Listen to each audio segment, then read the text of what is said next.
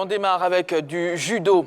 Formation, une soixantaine d'entraîneurs de judo de la Côte d'Ivoire et du Togo participent depuis hier, dimanche, au deuxième stage de haut niveau initié par la Fédération ivoirienne en collaboration avec celle de la France à l'INJS.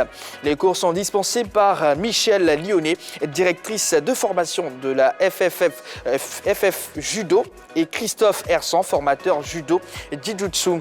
Ce stage de haut niveau s'achèvera jeudi prochain par l'ouverture officielle de l'Académie Ivoire de judo des maîtres et entraîneurs, toujours à l'INJS. Objectif, atteindre 20 000 licenciés d'ici 3 ans. Basketball. Les arbitres s'activent pour la reprise.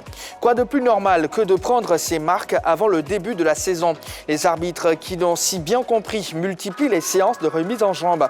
À la suite donc des recrues, les confirmés ont pris place sur le terrain de basket de l'école régionale de Trècheville pour une formation.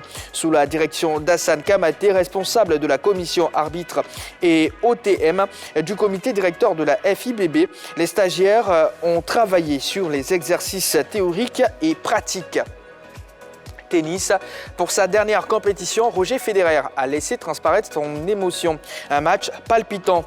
Des sourires complices avec Rafael Nadal, son partenaire de double, mais aussi des larmes après la balle de match qui a mis fin à 25 ans d'une carrière admirable. Federer a fait ses adieux au tennis à Londres dans la nuit du vendredi à samedi.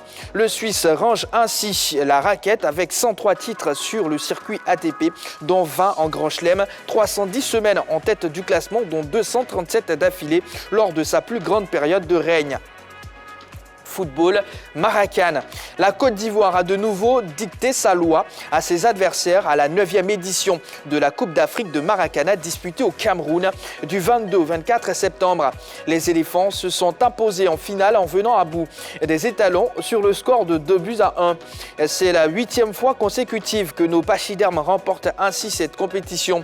La preuve de la domination sans partage des Ivoiriens depuis la première édition du Maracanã. Nous y reviendrons. À noter que la 3 était au cœur de ce tournoi avec Yellow Blémonde et Magat, nos envoyés spéciaux.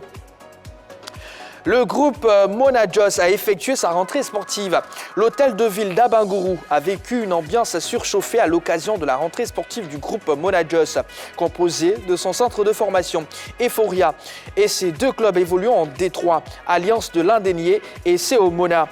Yao Bertrand, avec sa double casquette de président de l'Alliance et représentant le président fondateur qui se trouve être son père, a profité de cette opportunité pour annoncer et présenter officiellement le président délégué du CO Mona, Koné Abakar. L'ancien patron du WAC promet mettre son expérience au service de cette équipe pour la tirer vers le haut. Ronaldo victime d'un violent choc. L'image est saisissante. Le visage de Cristiano Ronaldo en sang. L'attaquant portugais a été violemment percuté par le gardien de but tchèque sur une action. Le capitaine des Lusitaniens s'est retrouvé au sol après ce choc contre Thomas Valick. Ronaldo a aussitôt été pris en charge par l'équipe médicale qui a réussi à le mettre sur pied pour rejoindre ses coéquipiers sur le terrain. Le Portugal, faut-il le rappeler, a corrigé la République tchèque 4-0. Et voilà, c'est la fin des news sélectionnées pour vous, amis téléspectateurs. Avec moi ce soir,